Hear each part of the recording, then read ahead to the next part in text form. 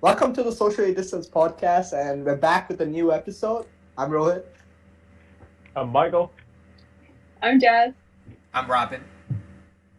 Since we're in university now, I think our viewers might want to know what's it like being in an Asian university. So, life That's true. in an Asian university. True. It is very different, right? I guess. When we say like life in an Asian university, I think we got to define it for terms first, as compared to like European universities or American universities or like I don't know. Just anywhere outside Asia, pretty missing much. Other a lot than, of like- options out there. Yeah. So like let's define in terms first. I think for me, it was mostly between American and Hong Kong. Those were my two choices. And just by, location alone and distance from home, there's a lot of factors like geographical.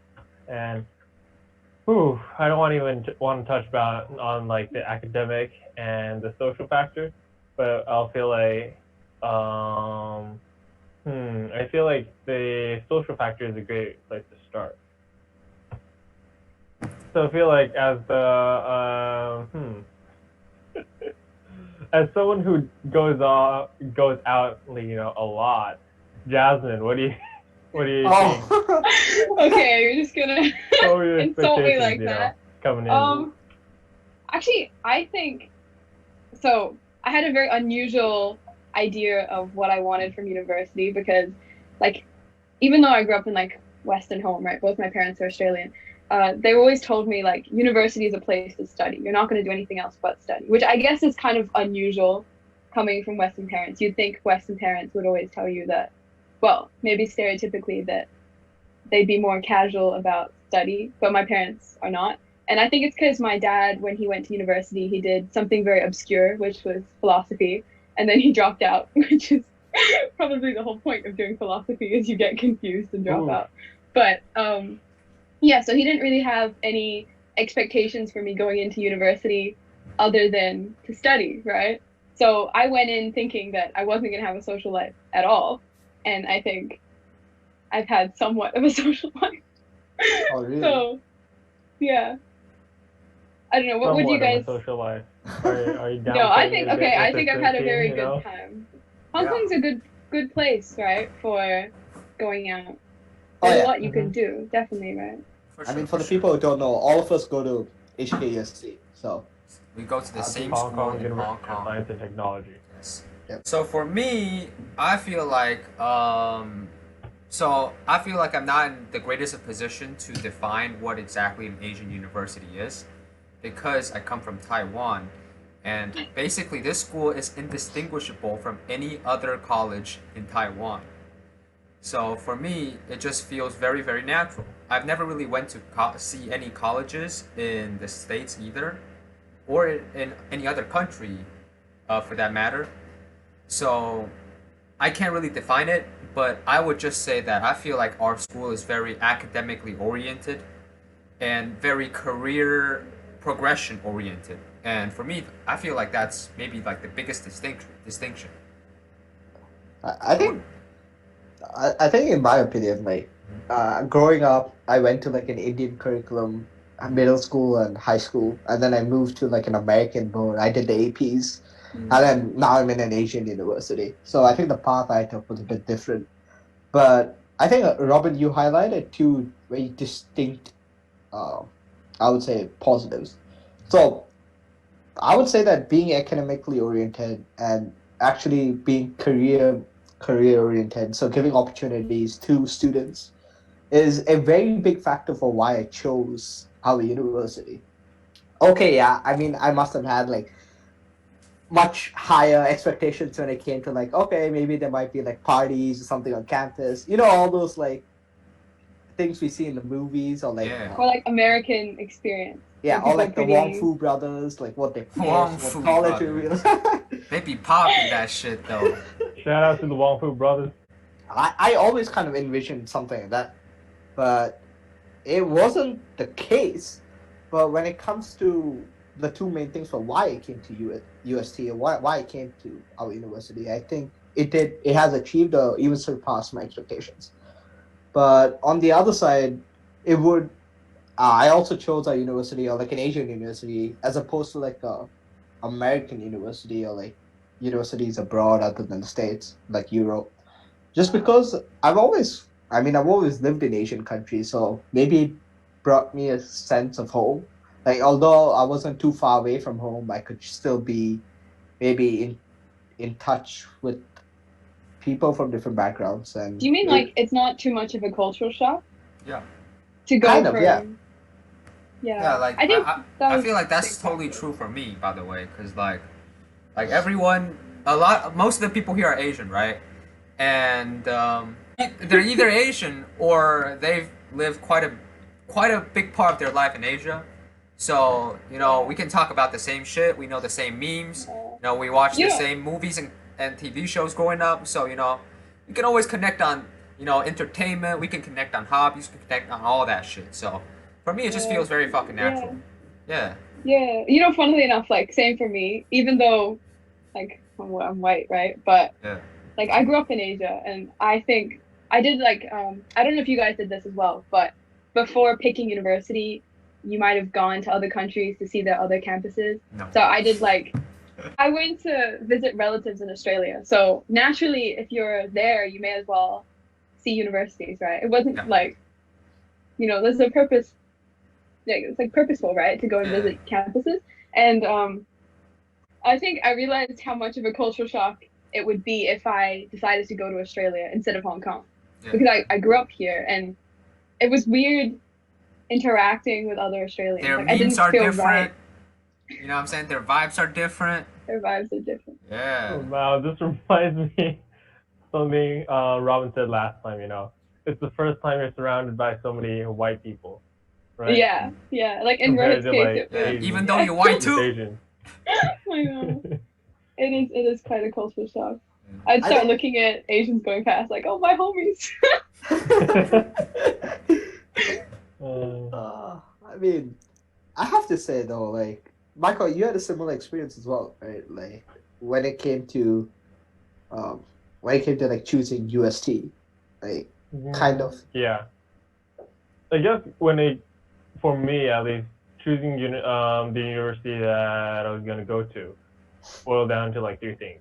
One, the academic, let's see, ranking, I guess.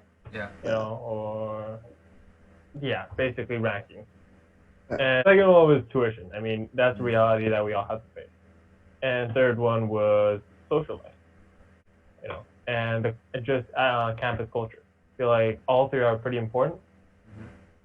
The academic part of UST certainly didn't let me down. Like, if you go to the right classes and if you put your mind to it, you can take a lot home. Very true. Yeah.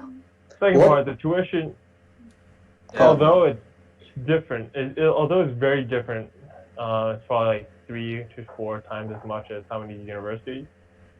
It's still like half the price of, or even like a third of the tuition of many U.S. colleges. Yeah. So I feel like that was one of the things. The third one was, just social life in general. Like, I guess USC is a very special place because it's in Hong Kong. It's probably similar to Singaporean colleges because the classes are conducted in English. Yeah. So that's an advantage for at least for me. Yeah. And I feel like that, brings in a lot of people from around the world. I mean, if classes were conducted in Chinese, I guess Rohit wouldn't be here. Yeah. Right? Hey, don't come on. Great.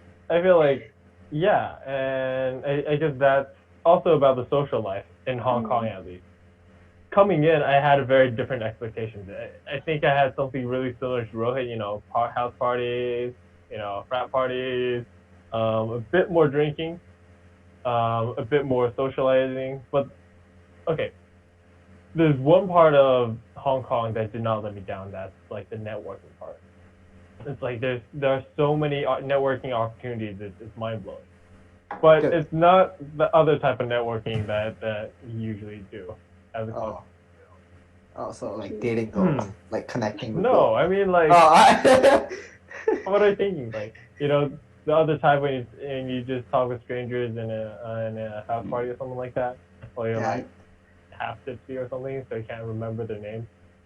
I kind of, I think like in that way, like when it comes to networking, jazz is like an amazing story, right? Like you just got an internship because you networked with the with the person you met in like the coffee house or something. These are not stories which like normally happen, I think, or I've heard like outside of like Hong Kong. So Yeah. we could talk about that. What, meeting the guy in the coffee shop? Yeah, no, I was just sitting in a coffee shop and I was talking to this guy's kids and I said, "Oh, what do you do in Hong Kong?" And he's like, "Oh, I'm an engineer." And I said, "Oh, I'm studying engineering at UST." And I asked, "Oh, where do you work?" And he said, such and such company. And then like I said, "Oh, can I get a referral?" And he said, "Sure." Then I got an internship. But obviously, like Congratulations. after the referral, I went through the regular interview process. Application process. But I think my referral was to the interviewer pretty much. I didn't know at the time, but I think for the first two parts that Michael mentioned, I totally agree. But for the third part, I kind of just want to add on to, specific social life, not just in Hong Kong, but specifically in like school. So I feel like for me, it was kind of hard at first because, this is an Asian university, and Asian universities love their clubs and love their societies. And because this is a place dominated by local students, and I'm not hating these local students at all, but I'm just saying they speak in Canto. I do not speak Canto. And so I understand that because they're the majority, they're going to speak Canto all the time. But for me, that's a little bit intimidating, and they're not particularly accommodating in terms of switching to other languages because, that's their mother language. So that kind of killed a lot of, social life for me at least. But I was very, very lucky to be able to meet other people like Michael, like Rohit, like everybody here, like Except for Jasmine. and Jazz, of course, and Jazz. Like I was lucky to meet all of these Yeah, people. just leave out Like jazz. the international community, the English-speaking community. I was lucky to be able to meet all of these people oh yeah, and find my English own, speaking community refers exactly, to me. exactly. That's true. Oh, English-speaking man, come and on, you're so Chinese-speaking, sappy. Mandarin-speaking community. Now I was able to, find my own circle, and yeah, that was good. I think like Yeah, I when it think comes you to mentioned something really interesting there, which is something I really want to talk about, which is, clubs in, at least, I'm not sure if all Asian universities or most Yes. Asian universities like this, Yes. but especially in the one university that we're in, the clubs have a very peculiar structure. There's a lot of hierarchies. It's like, I found it really, really interesting when it's like really came here. bureaucratic. Yeah, it's very bureaucratic, and it's almost like a board member, like a board of a company, and that's how it operates. You have meetings that span hours, like 48, like 60 minutes to sell something, maybe like 2, 3, 4 meetings a week. It's like almost a part-time job that doesn't pay you, but looks good on your. Oh, wait, it's an CV. internship. Yeah. I think Yeah. for like me, I think Robin kind of hit the point when he came to like saying, "Oh, societies." I mean, as an international student, I mean, when I came in, I even though like my sibling, my elder brother went to UST, he told me about it. Like, hey, it's not exactly the same way, but I always thought there would be like some more representation when it came to clubs or something because I feel that the local community is so vibrant in UST, like where we go to university. It's always so nice to interact with these people because, come on, man, some of these clubs are actually really interesting. Like, okay, Magic Club. Okay, it sounds like it's just about magic, and I might have like had a T-shirt from them. It's really good design. But it was really for me like as a university student who like takes other courses like finance or something to be on the pastimes doing magic, it's like another passion. And I mean, I wouldn't have necessarily joined the magic club, but I'm just trying to give an example of okay, these are some of the type of clubs that are here, and if there was more like representation, it would be much better because I think it would be much better experience for us because we can identify more with USD. For me right now, I identify with the community I'm with, and that's how I would describe my university experience. So the expectation was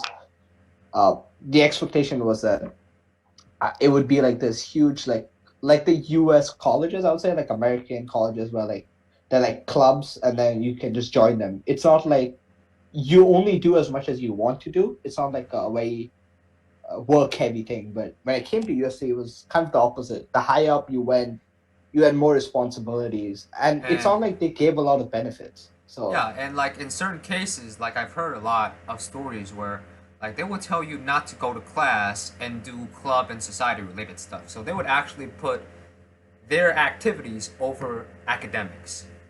Yeah. Yeah. Allegedly.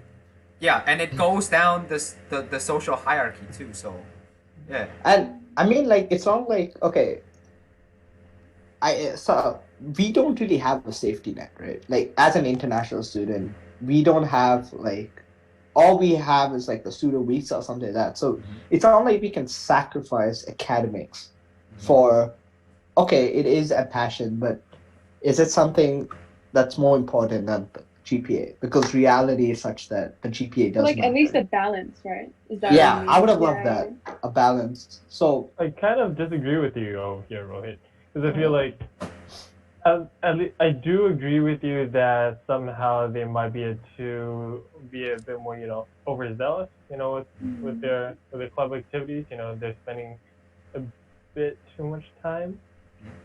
On the other hand, I feel like there's not enough club activities. There's not such a wide diversity of clubs. Very Like true. if you see the number of clubs in USC, there's like a handful. yeah, And all of these, I won't deny that people have passion for these clubs. I do think, however, that there's not a lot of with the more interesting clubs, Very true. like something you can just go to like on a weekend. A lot of them are geared towards building your resume. yeah. It's not something. I mean, Michael had a really good idea. I think in year two, you were cooking lots of steaks, right? So we wanted to start something called like the steak. The steak I mean, club. Yeah. dude, okay. Coming back to like the steak club, it is a very interesting idea in my opinion. So the dearth of clubs that were available when it came to pure interest, like as you said, Robin, like very Yeah. aptly, like there were a lot of like major related clubs, so like skills enhanced or whatever, skills based clubs like chess or Yes. something. Not to deny like sports and everything, but I think because of that, I remember Michael organizing like cooking like dinners, I guess, where we all just came together. And then the idea first popped up into his head. I remember him telling me about it. Like it's a way it brings about a community. So in a sense, for people who don't have anyone to connect with, you're able to connect with these people while eating some good food. I mean, these are societies that I guess we're genuinely interested in. They're not something like career oriented or something. I mean, they're like hobbies, something to relax.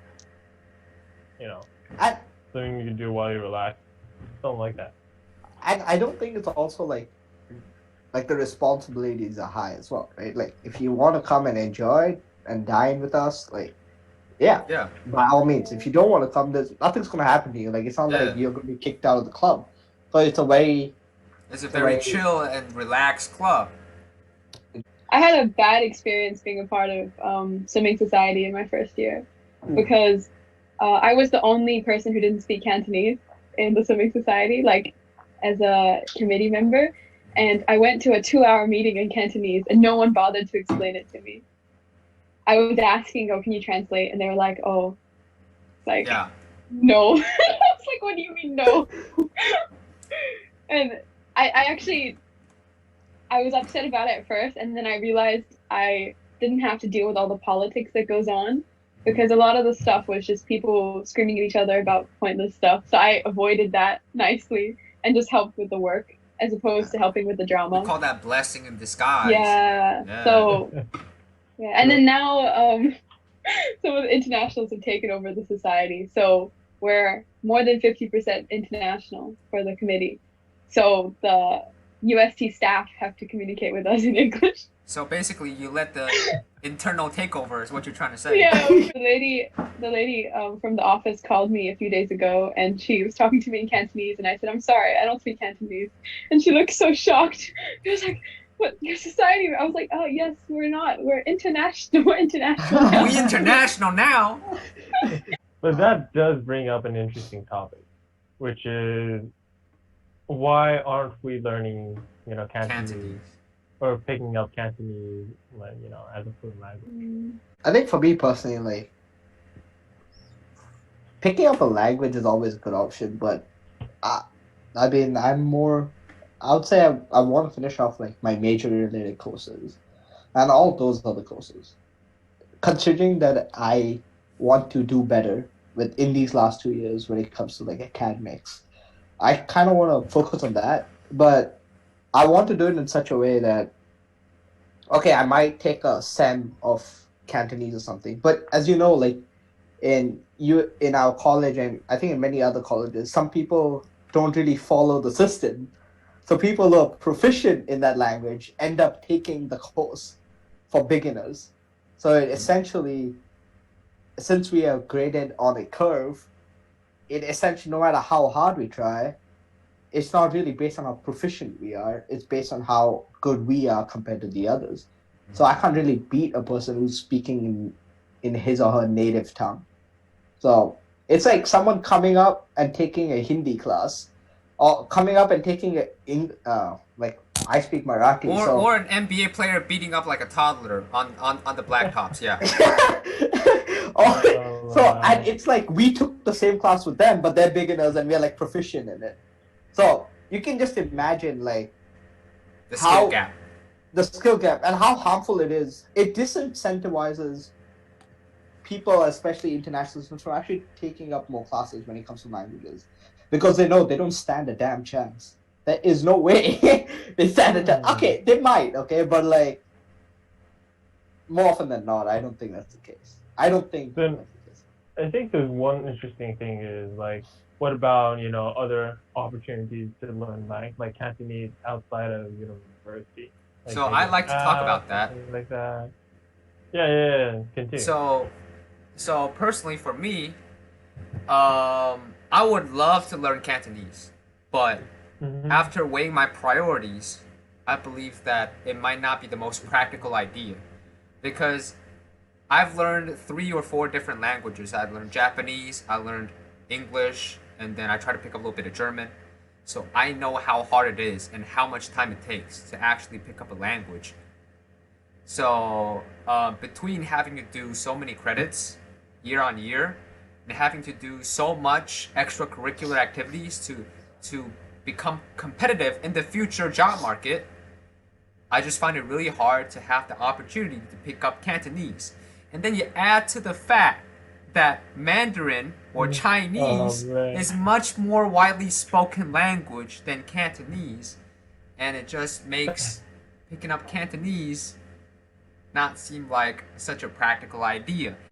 Like I did try picking up Cantonese in my first year and like for my sophomore year.